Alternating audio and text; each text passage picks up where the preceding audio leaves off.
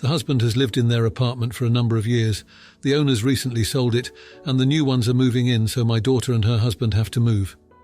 The problem is rents have gone up dramatically. The rent they are paying is $1,100 for a one-bedroom, which I thought was a lot. But now that I'm trying to help them find a place, most are now going for around $2,000 a month or more. They can't afford this. My daughter knows she is always welcome at home. Granted, a baby complicates things.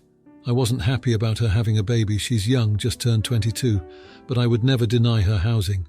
However, I can't stand her husband. Let's just call him Aaron for simplicity's sake.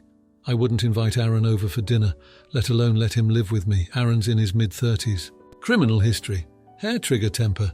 Chronically immature and has one hell of a jealous, possessive streak that has caused strain in their relationship, which I obviously do not approve of. Honestly, when she told me she was pregnant, I finally thought we'd be rid of Aaron.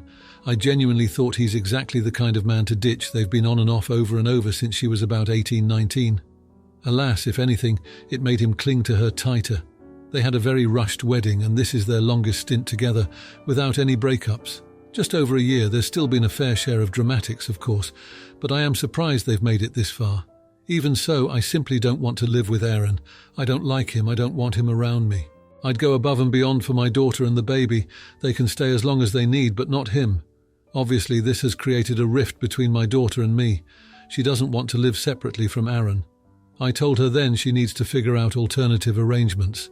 Well, their move-out date is rapidly approaching, the 15th of December, and they've still not been able to find a place, and she's panicking. She's been begging me to let them stay. I reiterated my terms.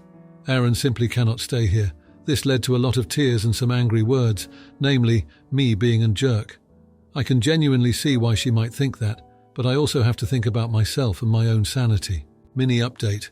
I do believe because of my anger and frustration, I exaggerated Aaron's flaws in my post below.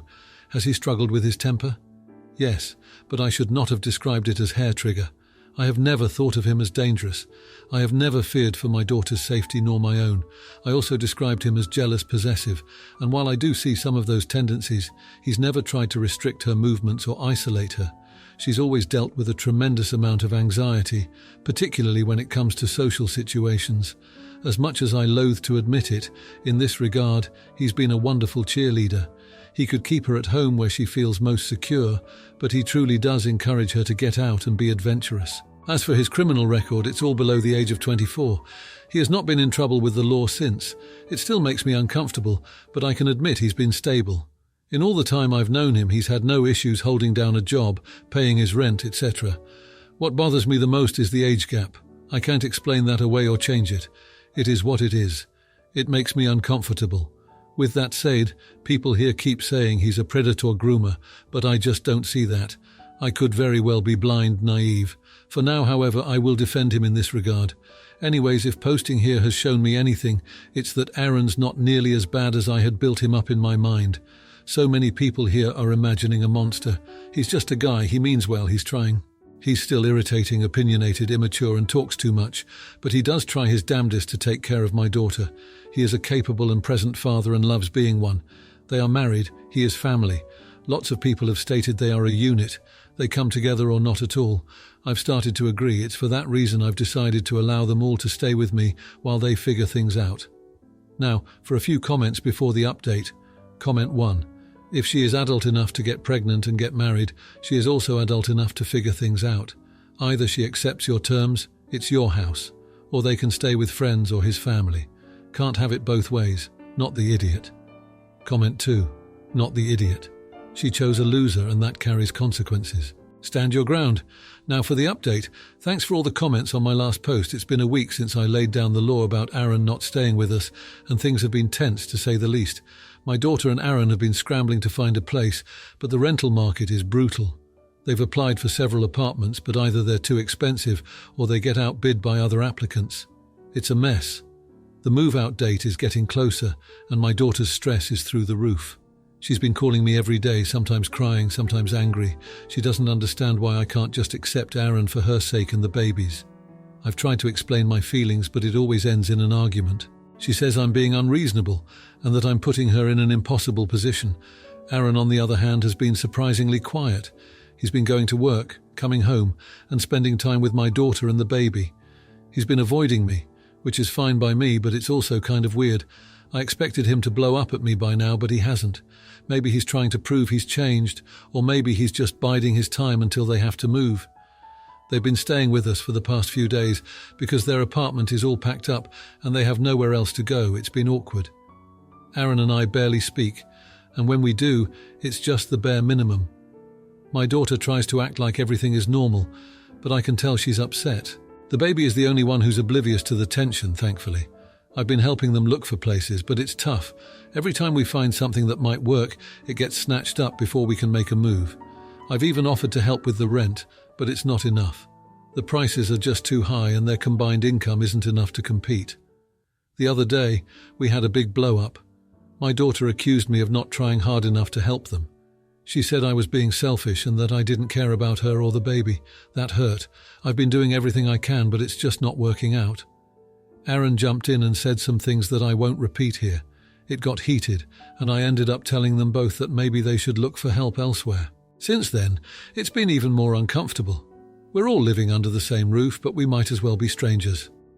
My daughter spends most of her time in her room with the baby, and Aaron is either at work or out somewhere. I don't know where he goes, and I don't ask. I'm worried about what's going to happen when the 15th comes, and they still don't have a place. I don't want to kick my daughter and my grandchild out on the street, but I also can't live with Aaron indefinitely. It's a no-win situation, and I feel like I'm stuck between a rock and a hard place. I've been thinking about reaching out to some family members to see if they can take them in, but I'm not sure if that will work. My family isn't exactly close-knit, and I don't know if they'd be willing to help. Plus, I don't want to air our dirty laundry to everyone. It's just a mess. I love my daughter and my grandchild more than anything, but this situation with Aaron is driving a wedge between us. I don't know how to fix it without compromising my own principles. I'm hoping for a miracle at this point, but I'm not holding my breath. Now for the comments. Comment 1. Been there, mate. My sister's boyfriend was in the same boat, and I couldn't stand the guy. But when push came to shove, we had to put our differences aside for her sake. It's rough, but sometimes you gotta bite the bullet for family peace. Comment 2. Hey, have you tried reaching out to local housing assistance programs? Some places offer emergency support for situations like yours. It might help take the pressure off while they search for a more permanent solution. Hang in there and good luck. Now for the next story. I, 40-year-old female, am South Asian, and my husband, Luke, 42-year-old male, and the rest of his family are white. We have a beautiful 14-year-old daughter, Amara, who has decided to start wearing bindis in day-to-day life 2 months ago. Before anyone asks, no, I didn't pressure her into this decision. This was all on her own, and I don't even wear bindis daily. I helped her buy a bindi bag, and Amara had carried it around with her whenever she'd be gone from home for more than a day ever since. Last weekend, I let Amara go to my sister-in-law, Breeze, 45-year-old female, house. Bree has 2 kids, Danielle, 15-year-old female, and Chase, 13-year-old male. Saturday afternoon, Amara called me crying and told me that Danielle and Chase had been teasing her about the dots on her forehead since Friday. That morning, Danielle and Chase had grabbed the bag out of her room and dumped it into the pool as a prank. It sank to the bottom, and since Amara can't swim, she wasn't able to grab it. Amara went to Bree and told her what happened, and Bree took Danielle and Chase's side, saying it was kids being kids and that they did Amara a favour with that prank. I comforted my daughter over the phone and went to go pick her up soon after Amara said she didn't want to be at Bree's house anymore. Once I got there, I helped Amara put her bag into the trunk before going to Bree to confirm the story. Bree confirmed it and doubled down on what she said hard. I was irritated at that and soon left with Amara. When we got home, I told Luke what happened, and he suggested not having Amara go over to Bree's house until Bree apologises for saying that the kids did Amara a favour by throwing her bindi bag into the pool, and the kids apologise for the incident itself. I agreed with that being a good idea, but checked to make sure Amara was okay with it first. Amara said that she doesn't even want to see her cousins or aunt now anyways, so I sent Bree a text explaining that Amara wouldn't be coming over unless they all apologise. I didn't get a response at first, but when I did, Bree was telling me that was unfair and that I was punishing her and her kids over a dumb prank. I just replied that I just want an apology for my daughter, and that should be a simple request. Bree didn't reply back, but my mother-in-law ended up calling me and telling me that I was horrible for not letting Bree see her niece and that both Amara and I needed to get over the incident when I explained Amara doesn't want to be around Bree or her kids either. Luke is on my side with this, but my mother-in-law won't stop texting about how I need to just let this go and let bygones be bygones. Edit. I ended up editing this since I accidentally used my husband's real name a few times due to getting angry while writing this post. Now for a few comments before the update. Comment 1. Not the idiot, good for sticking up for your kid. Your mother-in-law is enabling discriminatory bullying. On a different note, it would be good to teach Amara to swim. It's a good life skill to have. Comment 2. Not the idiot, but OP, you might want to edit the second half of your post, since I think you used your husband's real name and not Luke. Now, for the update, thanks to everyone who read my last post.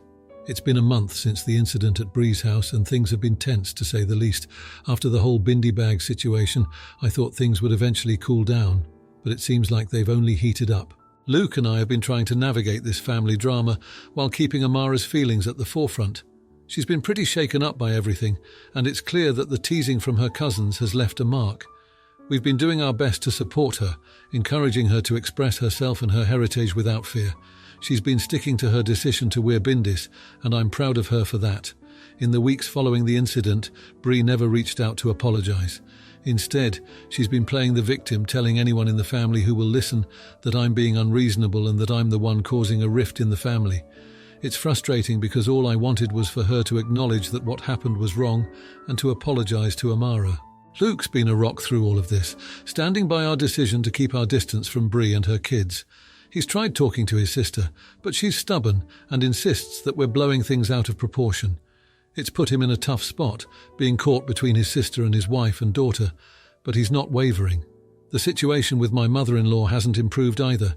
She's been relentless, sending me messages almost daily, urging me to forgive and forget. She even tried to guilt-trip me by saying that family should stick together no matter what. I understand where she's coming from, but it's not just about the prank anymore. It's about respect and understanding, and it seems like we're not getting that from Bree or her kids. Amara's been avoiding family gatherings, which is sad because she used to love them. She's been sticking close to home, spending time with friends who support her. It's been a relief to see her smile and laugh with them, but I know she misses the family connection. Luke and I have had a few arguments with his mum over the phone. She's adamant that we're making a mountain out of a molehill and that we should just let the kids be kids. But we're not backing down. It's about the principle of the matter, and we want Amara to know that we have her back. The tension came to a head last week when Bree showed up at our house unannounced. She wanted to talk, but it quickly became clear that her version of talking was more about telling us what we should do rather than listening. She still didn't apologize, and when I brought it up, she got defensive, saying that we were trying to make her kids out to be villains. The visit ended with Bree storming out and Luke and I feeling more frustrated than ever. It's like we're stuck in this cycle of conflict with no end in sight. I've been losing sleep over it, wondering if there's a way to mend fences without compromising our values. Amara's been quiet about the whole thing lately, but I can tell it's weighing on her. She's been more withdrawn, and I worry about the long-term impact this family feud might have on her. Luke and I have been considering family therapy to help us all process what's happened and to give Amara a space to talk about her feelings. As for the rest of the family, they're divided. Some agree with us that Bree and her kids were out of line, while others think we should just get over it. It's made for some awkward conversations and has definitely changed the dynamic at family events. Luke and I are at a crossroads. We want to protect our daughter and stand up for what's right, but we also don't want to be the cause of a permanent family split. It's a tough spot to be in, and right now, there's no clear solution in sight. The emotional turmoil is real, and it's not just affecting us. It's affecting Amara too. She's caught in the middle of this adult drama, and it's not fair to her. We're doing our best to keep her out of it, but it's hard when the conflict involves her directly. So that's where we are, a month later, and things are still unresolved. We're holding on to hope that maybe, with time, Bree and her kids will come around and we can all move past this. But for now, the future of our family relationships remains uncertain. Now, for the comments. Comment 1. Hey there. I'm really sorry to hear about Amara's experience. Kids can be cruel, but it's important to teach them respect for other cultures. Have you tried sitting down with Bree and her kids for a heart-to-heart about why the bindi is significant to Amara? Comment 2. It sounds like a tough situation. Standing up for your daughter is key, but family rifts are hard. Maybe consider a mediator or family therapist who specializes in cultural sensitivity to help navigate this. It could provide a neutral ground for everyone to express their feelings and learn from this. If you liked this video, you'll probably like these too. Also, while you're here, please consider subscribing. It's your support that keeps this channel alive and allows me to make better and longer videos. Have a great day.